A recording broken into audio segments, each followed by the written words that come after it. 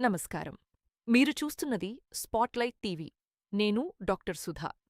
ఆహారం మన జీవనాధారం. ఆరోగ్యవంతమైన జీవితానికి సమతుల ఆహారం అత్యంత అవసరం. అయితే నేటి ఆధునిక వ్యవసాయం, వాణిజ్య పశుపోషణ, చేపల పెంపకం విధానాల్లో విస్తృతంగా ఉపయోగిస్తున్న రసాయనాలు, పురుగుమందులు, యాంటీబయాటిక్స్ మరియు కొన్ని హార్మోన్ల వినియోగం ప్రజారోగ్యంపై ఎలాంటి ప్రభావం చూపుతోంది? ఈ ప్రశ్నకు సమాధానం తెలుసుకోవడం ఇప్పుడు అత్యంత అవసరం. మన ఇంటికి వచ్చే కోడి మాంసం, చేపలు, మటన్, గుడ్లు, అలాగే కూరగాయలు, పండ్లు కూడా కొన్ని సందర్భాల్లో రసాయన అవశేషాలను కలిగి ఉండే అవకాశముందని ఆరోగ్య నిపుణులు హెచ్చరిస్తున్నారు. ఈరోజు ఆ అంశాన్ని వైద్యపరమైన కోణంలో విశ్లేషిద్దాం. వ్యవసాయం నుంచి భోజన పళ్ళెం వరకు అధిక దిగుబడుల కోసం రైతులు వివిధ రకాల పురుగుమందులు, కలుపు మందులు, రసాయన ఎరువులు ఉపయోగిస్తున్నారు. అదే సమయంలో కోళ్ల ఫారాల్లో వ్యాధుల నివారణ కోసం యాంటీబయాటిక్స్, చేపల చెరువుల్లో నీటి నాణ్యత కోసం వివిధ రసాయనాలు, పశువుల పెరుగుదల కోసం కొన్ని ఔషధాలు ఉపయోగించే పరిస్థితులు కూడా ఉన్నాయి. ఈ పదార్థాల అవశేషాలు పూర్తిగా తొలగిపోకపోతే అవి జంతువుల శరీరంలో నిల్వ ఉండి తరువాత మన ఆహారం ద్వారా మన శరీరంలోకి ప్రవేశించే అవకాశం ఉంటుంది. యాంటీబయాటిక్ రెసిస్టెన్స్ భవిష్యత్తులో సైలెంట్ పాండమిక్. ప్రపంచ ఆరోగ్య సంస్థలు అత్యంత ప్రమాదకరంగా భావిస్తున్న అంశాల్లో యాంటీబయాటిక్ రెసిస్టెన్స్ ఒకటి. అంటే బ్యాక్టీరియా సాధారణ మందులకు లొంగకుండా మారిపోవడం. కోళ్ల ఫారాలు, పశువుల పెంపకంలో అవసరానికి మించి యాంటీబయాటిక్స్ ఉపయోగిస్తే బ్యాక్టీరియా వాటికి ప్రతిఘటన పెంచుకుంటాయి. ఇలాంటి సూక్ష్మజీవులు మన శరీరంలోకి ప్రవేశించినప్పుడు సాధారణ జ్వరం, ఊపిరితిత్తుల ఇన్ఫెక్షన్, మూత్రపిండ ఇన్ఫెక్షన్ వంటి వ్యాధులకు కూడా మందులు సరిగా పనిచేయకపోవచ్చు.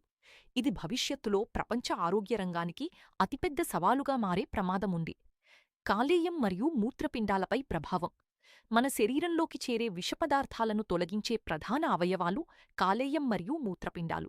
అయితే సంవత్సరాల పాటు స్వల్ప మోతాదుల్లో రసాయనాలు శరీరంలో చేరుతుంటే ఈ అవయవాలపై అదనపు భారం పడే అవకాశముంది. దీనివల్ల fatty liver, liver inflammation, liver పనితీరు లోపాలు, కిడ్నీ పనితీరు తగ్గడం వంటి సమస్యలు వచ్చే అవకాశముందని వైద్య నిపుణులు చెప్తున్నారు. హార్మోన్ల వ్యవస్థపై ప్రభావం. కొన్ని రసాయనాలను ఎండోక్రైన్ డిస్రప్టర్స్ అని పిలుస్తారు. ఇవి మన శరీరంలోని సహజ హార్మోన్ల పనితీరును ప్రభావితం చేసే సామర్థ్యం కలిగి ఉంటాయి. దీనివల్ల పిల్లల్లో ముందస్తు యుక్తవయస్సు, థైరాయిడ్ సమస్యలు, పురుషుల్లో హార్మోన్ అసమతుల్యత, మహిళల్లో సంతానోత్పత్తి సమస్యలు, ఊబకాయం మరియు మధుమేహం ప్రమాదం వంటి సమస్యలు తలెత్తే అవకాశముందని కొన్ని పరిశోధనలు సూచిస్తున్నాయి. క్యాన్సర్ ప్రమాదముందా? ప్రతి రసాయనం క్యాన్సర్కు కారణమవుతుందని చెప్పడం శాస్త్రీయంగా సరైనది కాదు. అయితే కొన్ని పురుగుమందులు మరియు పారిశ్రామిక రసాయనాల దీర్ఘకాలిక ప్రభావం క్యాన్సర్ ప్రమాదాన్ని పెంచుతుందా అనే అంశంపై ప్రపంచవ్యాప్తంగా పరిశోధనలు కొనసాగుతున్నాయి. ఆహార భద్రతా ప్రమాణాలు పాటించని పరిస్థితుల్లో ప్రమాదం మరింత పెరిగే అవకాశముందని నిపుణులు హెచ్చరిస్తున్నారు. మాంసం దుకాణాల్లో మరో ప్రమాదం బ్యాక్టీరియా కాలుష్యం. రసాయనాల కంటే కొన్నిసార్లు పరిశుభ్రత లేకపోవడమే పెద్ద ప్రమాదం. సరైన ఉష్ణోగ్రతలో నిల్వచెయ్యని మాంసంలో సాల్మొనెల్లా, ఈకోలై, క్యాంపిలోబాక్టర్ వంటి ప్రమాదకర బ్యాక్టీరియా పెరుగుతాయి. ఇవి ఫుడ్ పాయిజనింగ్కు దారితీస్తాయి. లక్షణాలు: వాంతులు, విరేచనాలు, కడుపు నొప్పి, జ్వరం, డీహైడ్రేషన్. చిన్నపిల్లలు, గర్భిణీలు, వృద్ధుల్లో ఈ సమస్యలు తీవ్రంగా మారే అవకాశం ఉంటుంది. తీసుకోవాల్సిన జాగ్రత్తలు: పరిశుభ్రమైన మరియు లైసెన్స్ పొందిన దుకాణాల్లో మాత్రమే మాంసం కొనండి. తాజా మాంసాన్ని మాత్రమే ఎంపిక చేసుకోండి. మాంసాన్ని పూర్తిగా ఉడికించిన తర్వాతే తినండి.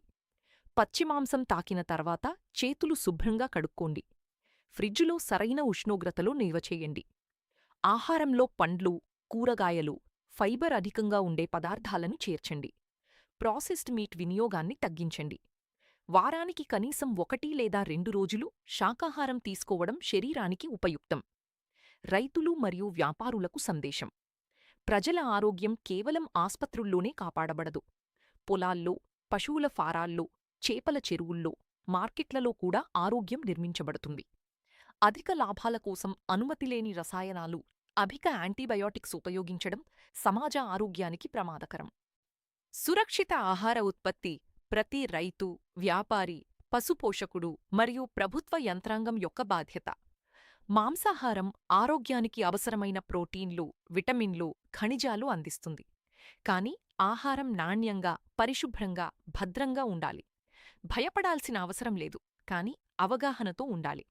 ఆహారం సురక్షితంగా ఉంటేనే మన ఆరోగ్యం సురక్షితంగా ఉంటుంది. ఇది స్పాట్లైట్ టీవీ ప్రత్యేక కథనం. ఇలాంటి మరిన్ని ఆరోగ్య కథనాలు, వైద్య విశ్లేషణలు, ప్రజలకు ఉపయోగపడే సమాచారం కోసం స్పాట్లైట్ టీవీను సబ్స్క్రైబ్ చేయండి. నేను డాక్టర్ సుధా. మరో ఆసక్తికరమైన ఆరోగ్యాంశంతో మళ్ళీ కలుద్దాం. నమస్తే.